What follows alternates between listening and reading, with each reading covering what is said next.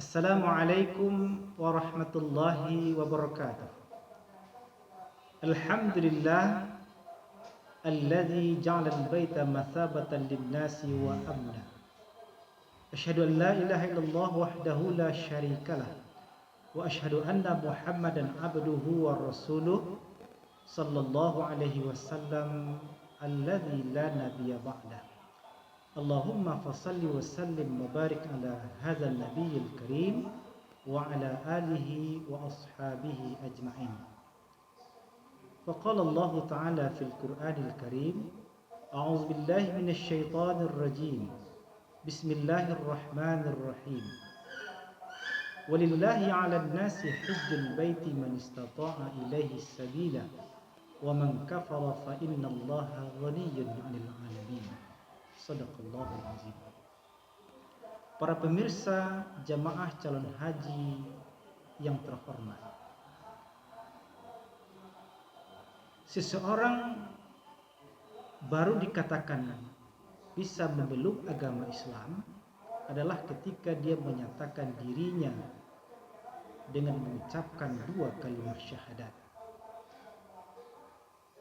Ketika itulah dia mulai memeluk agama Islam, atau dibacakan syahadat kepada yang bersangkutan, seperti bagi kita yang sudah menjadi Islam turunan dari orang tua kita, maka disyahadatkanlah oleh kedua orang tua kita. Nah, ketika sudah bersaksi dengan membaca kalimat dua syahadat, asyhadu an la ilaha illallah wa asyhadu anna Muhammadar Rasulullah, maka ketika itulah dia menyatakan dirinya memeluk Islam. Dan setelah memasuki agama Islam, tentu seluruh aturan yang berlaku di dalam Islam akan dia penuhi. Nah, sekaitan dengan itu, Nabi kita Muhammad SAW sudah menyatakan bahwa Islam itu dibina, didirikan dengan 5 perkara.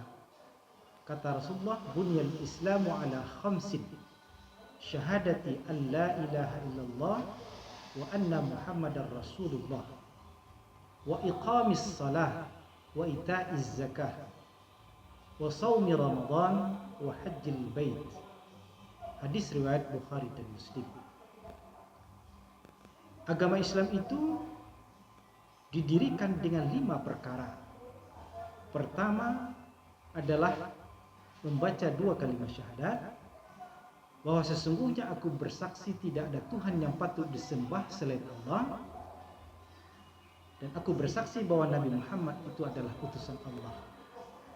Kemudian yang kedua adalah mendirikan salat. Yang ketiga membayar zakat.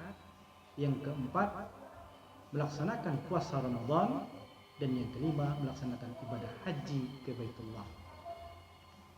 Nah, para pemirsa yang terhormat, semua ketentuan yang menyangkut dengan 5 perkara tadi yang kita kenal dengan rukun Islam, setelah kita mengucapkan 2 kalimat syahadat, maka 4 rukun berikutnya tentu mempunyai aturan. Ada syarat, ada hukumnya, ada ketentuan-ketentuan yang berlaku bagi seorang muslim untuk menunaikan kewajiban yang 4 itu tadi. Nah, pada kesempatan pertemuan kita kali ini, kita akan mencoba untuk membahas tentang rukun yang kelima, yaitu pelaksanaan ibadah haji. Bagi setiap muslim, menunaikan ibadah haji merupakan dambaan. Ada semacam kerinduan bagi mereka untuk memenuhi panggilan Allah ke Baitullah. Namun demikian, tentu siapa yang diwajibkan untuk melaksanakan ibadah ini, tentu sudah ada ketentuannya yang mesti kita lihat. Maka pada manasik melalui virtual ini kita akan mencoba membahas seputar bagaimana hukum melaksanakan ibadah haji itu, kemudian syarat-syarat yang mesti dipenuhi, yang berarti bahwa dengan syarat itu maka sahlah pelaksanaan ibadah hajinya. Kemudian apa yang menjadi rukun haji itu sendiri, selanjutnya wajib haji itu, dan terakhir tentang ibadah-ibadah sunnah yang berkaitan dengan ibadah haji. Pertama, kalau kita lihat secara hukum yang wajib dibebankan untuk melaksanakan ibadah haji itu adalah sesuai dengan firman Allah surah Al-Imran ayat 97 yang kita bacakan tadi. Walillahi 'alan nasi hajjul baiti man istata'a ilaihi sabila. Dan karena Allah lah diwajibkan kepada manusia untuk melaksanakan ibadah haji bagi siapa yang sanggup untuk melakukan perjalanan. Seperti yang kita ketahui bahwa ibadah haji itu baru diwajibkan kepada Rasulullah beserta umatnya termasuk kita adalah pada tahun ke-6 Hijriah. Dan Rasulullah sendiri baru bisa melaksanakan ibadah haji itu pada tahun ke-8 Hijriah. Itu pun kembali tertunda karena dihalangi oleh orang-orang kafir Quraisy, sehingga beliau tidak bisa melaksanakan ibadah haji pada tahun ke-8 Hijriah itu. Nah, baru bisa terlaksana ketika Rasulullah SAW berusia 63 tahun, artinya pada tahun ke-10 Hijriah. Ketika itu Rasulullah sudah 63 tahun atau 3 bulan sebelum Rasulullah wafat. Nah, artinya dalam seumur-umur Rasulullah, beliau hanya melaksanakan ibadah haji itu hanya 1 kali. Sementara ibadah umrah, Rasulullah pernah melaksanakan sebanyak 4 kali di tahun yang berbeda, yaitu pada tahun ke-6 Hijriah, tahun ke-7, tahun ke-8, dan tahun ke-10 Hijriah. Nah, tentu timbul pertanyaan dari masyarakat, apakah boleh melaksanakan ibadah haji lebih dari 1 kali? Secara tegas memang tidak ada larangan bahwa kita dilarang melaksanakan haji lebih dari 1 kali. Tapi tuntunan yang pernah dikerjakan oleh Rasulullah melalui sunnah kauliyahnya, beliau hanya melaksanakan haji itu 1 kali seumur hidup. Kita tidak tahu persis sekiranya beliau bisa melaksanakan ibadah haji pada tahun ke-6 itu, atau tahun ke-7, tahun ke-8 dan berikutnya. Wallahu a'lam. Tapi yang jelas Rasulullah hanya melaksanakan 1 kali dalam seumur hidup. Nah, para pemirsa jemaah calon haji rahimakumullah, selanjutnya kita akan mencoba melihat, di samping ketika sudah diwajibkan ibadah haji kepada orang-orang yang sudah memenuhi syarat, maka tentu juga akan kita melihat apa saja yang menjadi syarat sahnya seseorang untuk melaksanakan ibadah haji kepada Allah. Para ulama sebagian besar sepakat bahwa syarat sah untuk melaksanakan haji itu ada 5. Di antara pendapat ini adalah dari Imam Syafi'i. Beliau mengatakan bahwa syarat-syarat sah haji itu, yang pertama beragama Islam, yang kedua baligh, yang ketiga berakal, yang keempat merdeka, dan kelima mampu. Nah, kalau kita lihat syarat pertama, bahwa yang dijatuhkan syarat sah untuk wajib haji itu adalah orang muslim, maka selain muslim, jangankan untuk dikatakan sah, untuk mengerjakan saja tidak dibenarkan. Memasuki 2 tanah haram saja mereka tidak dibenarkan.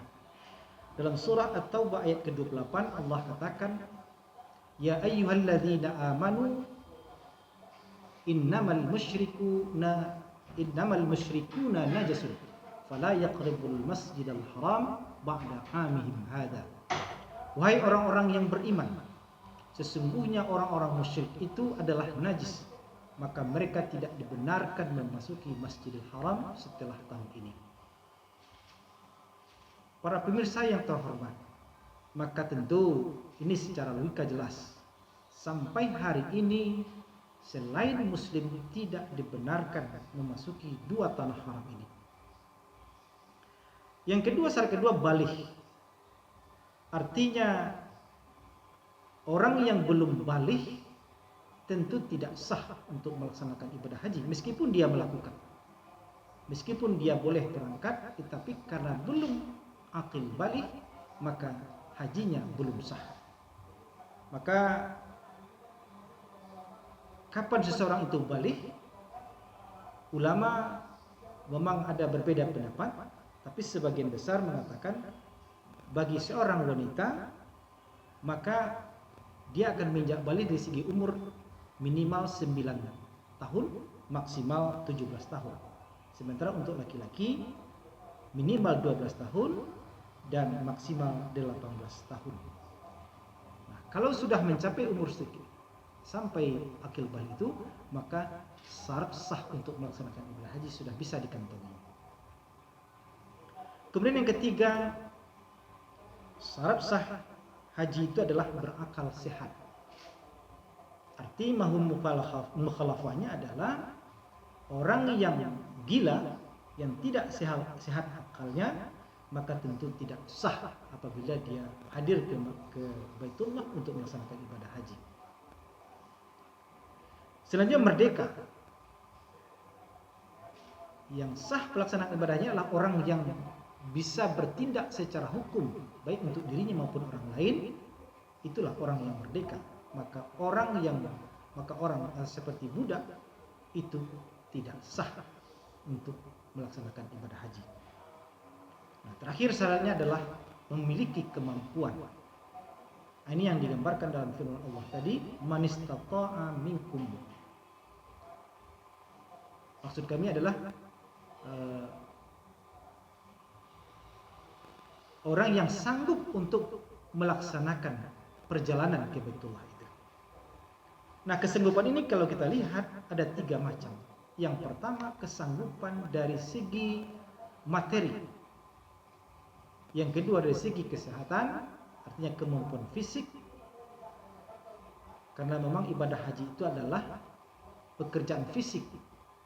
Dan yang terakhir, dia memiliki kemampuan tentang ilmu manasik haji itu. Maka kalau kita lihat kemampuan secara ekonomi, baik harta yang dia miliki maupun orang yang memberikan harta kepadanya, ketika sudah memenuhi secara ekonomi, maka dia sudah memiliki kemampuan. Maka kalau ada orang yang melaksanakan ibadah haji dengan kemampuan ekonomi, dia sudah sanggup, maka tentu sudah jatuh kewajiban kepada dirinya. Tetapi dengan catatan, harta yang dia bawa itu betul-betul harta yang halalan thayyibah. Dalam sebuah hadis yang cukup panjang, Rasulullah pernah memberikan peringatan kepada kita. Kata Rasulullah, "Idza kharajal hajju bi nafaqatin thayyibah, fa wada'a rijlahu 'alal gharzi, fanada labbaik Allahumma labbaik." Nada munadin minas sama, labbaika wa sa'daika, zaduka halalun wa rahilatuka halalun wa hajjuka mabrurun ghaira ma'zurin. Wa idza kharaja al-hajju binafaqatil khabithah fa wada'a rijlahu 'ala al-gharzi fanada labbaika Allahumma labbaik. Nada munadim minas sama, la labbaika wala sa'daika, zaduka haramun wa nafaqatuka haramun wa hajjuka ma'dzurun ghaira mabrurin. Para pemirsa yang terhormat, hadis ini menyatakan bahwa apabila seseorang ingin menunaikan ibadah haji, dia ingin berangkat menunaikan haji ke Baitullah, lalu dia melangkahkan kaki naik ke atas kendaraan sembari menyampaikan lafaz kalimat labbaik Allahumma labbaik, maka yang di langit akan membalas perkataan labbaik itu dengan labbaika wa sa'daika. Zaduka halalun, persiapanmu halal, rezekimu halal, maka hajimu diterima, tidak ditolak. Akan tetapi sebaliknya, wa iza kharajal haju binafaqatil khabisah, dan apabila kamu seseorang keluar untuk menunaikan ibadah haji dengan harta yang khabisah, artinya tidak harta halal atau syubhat, lalu dia melangkahkan kakinya dan menaiki ke atas kendaraan, lalu berucap labbaik Allahumma labbaik, maka yang di langit pun akan memberikan jawaban la labbaika, tidak ada panggilan untukmu, dan tidak pula ada kegembiraan untukmu. Kenapa? Karena harta yang kamu bawa itu adalah harta haram, nafkah yang kamu bawa itu adalah nafkah haram, maka hajimu akan tertolak, tidak diterima. Nah, ini yang perlu kita garis bawahi. Artinya kemampuan dari segi ekonomi, harta yang kita bawa itu betul-betul harta yang dipastikan kehalalannya, bukan harta subhat. Malah yang lebih parah, bukan harta dari hasil menzalimi orang lain, harta yang bukan milik kita. Para pemirsa yang terhormat, di samping kemampuan ekonomi, juga kemampuan kesehatan. Karena memang ibadah haji itu butuh fisik yang prima. Harus sehat secara fisik, karena kita akan melaksanakan beberapa rangkaian ibadah yang membutuhkan tenaga yang cukup. Maka kalau seseorang tidak mampu dari segi kesehatan, tapi dia mampu dari segi harta, maka itu belum mencakup kepada kemampuan yang dimaksud dalam ayat ini tadi. Kemudian yang ketiga adalah kemampuan dari segi ilmu manasik haji. Layaknya seseorang dalam melaksanakan ibadah, apapun sesungguhnya ibadah itu, idealnya adalah memahami tentang ibadah yang dia lakukan. Maka sangat naif sekali kalau ada di antara jamaah haji yang tidak tahu dia dengan ilmu manasik haji. Dia tidak mengerti dengan rukun haji, tidak jelas apa yang menjadi wajib haji, tidak tahu dia apa yang menjadi larangan ihram, dan lain sebagainya. Maka oleh karena itu, seseorang yang akan menunaikan ibadah haji betul-betul mampu secara mandiri memahami ilmu manasik haji.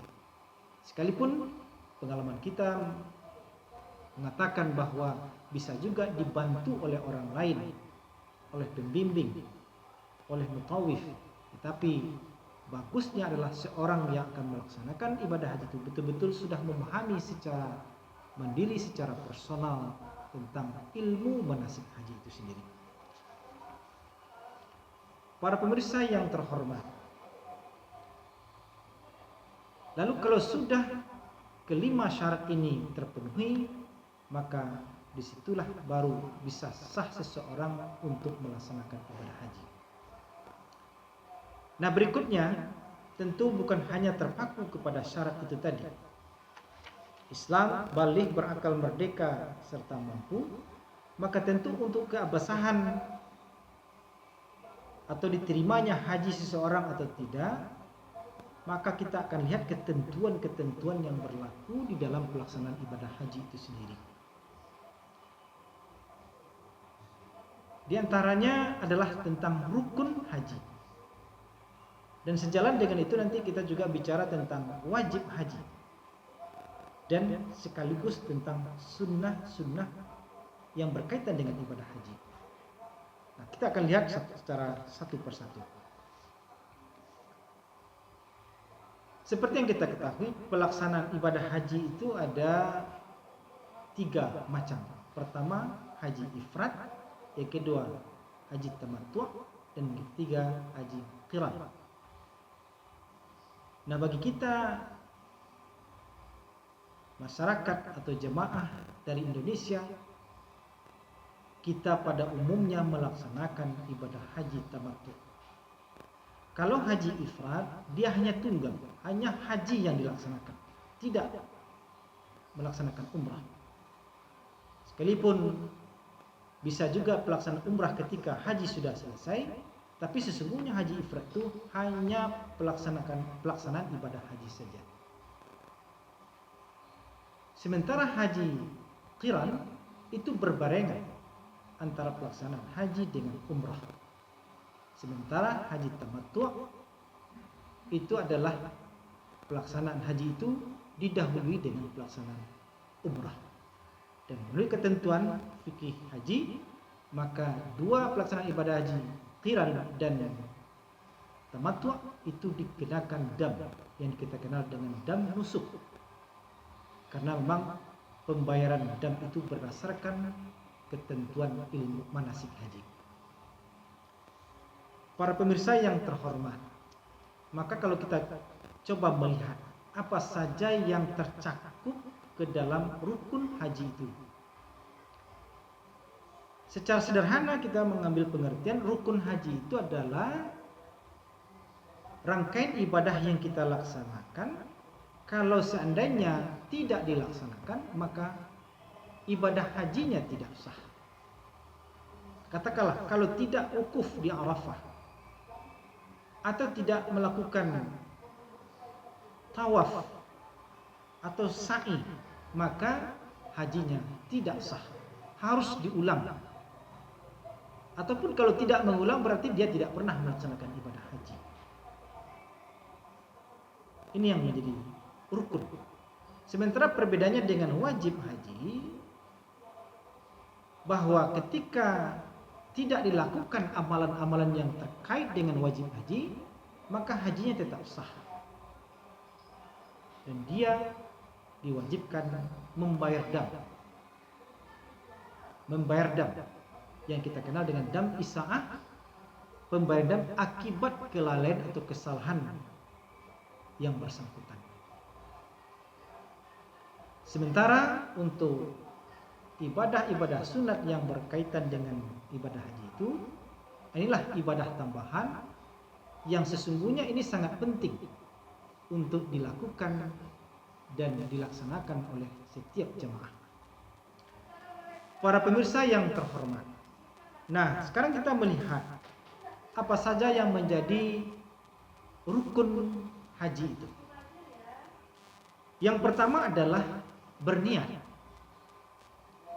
Berniat untuk melaksanakan ibadah haji dengan meninggalkan seluruh larangan ihram.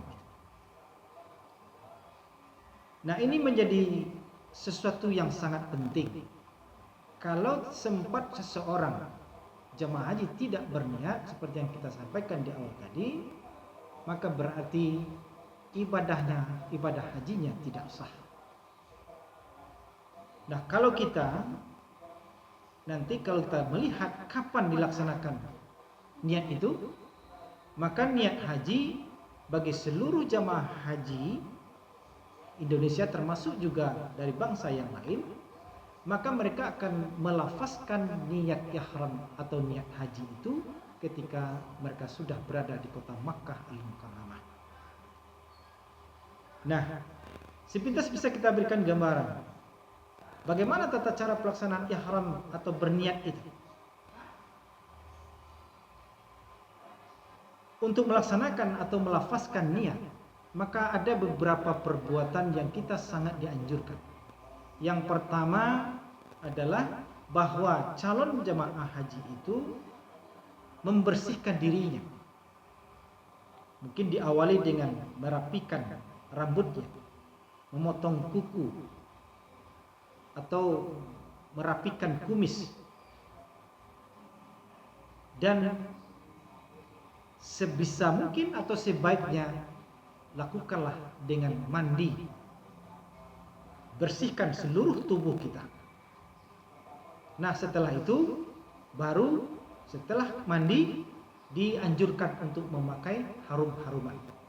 Kemudian baru memakai pakaian ihram, yaitu pakaian yang tidak berjahit bagi laki-laki, dan bagi wanita adalah pakaian seperti biasa yang menutup seluruh aurat. Nah, setelah mandi, setelah memakai pakaian ihram, maka bersiaplah untuk melaksanakan sholat sunat 2 rakaat. Sholat sunat 2 rakaat itu dilakukan di tempat kediaman kita di hotel, dan setelah melaksanakan sholat sunat 2 rakaat baru melafazkan niat haji, labbaik Allahumma hajjan, atau dengan kalimat lain, nawaitul hajja wa ahramtu bihi lillahi ta'ala. Maka setelah kalimat itu dibacakan, berarti seseorang sudah dalam posisi berihram. Ketika dia sudah melafazkan niat, maka dia sudah berihram, berarti seluruh larang ihram sudah mulai berlaku. Ketika itu sudah kita lafazkan, maka kita dianjurkan untuk berdoa kepada Allah, memohon perlindungan. Allahumma uharrimu sya'ri wa basari wa jasadi wa jami'a jawarihi min kulli syai'in haramtahu 'alal muhrim abtaghi bizalika wajhakal karim ya rabbal alamin. Mulailah proses rukun pertama itu dimulai, dilaksanakan, dan berikutnya akan melanjut kepada rukun-rukun selanjutnya. Para pemirsa yang terhormat, inilah pertemuan kita untuk episode awal ini. Nanti akan kita lanjutkan pada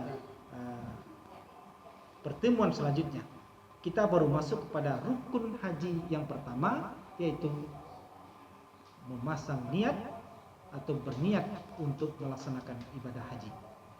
Mudah-mudahan kita bisa bertemu pada materi berikutnya. Terima kasih. Kami sudahi. Wassalamualaikum warahmatullahi wabarakatuh.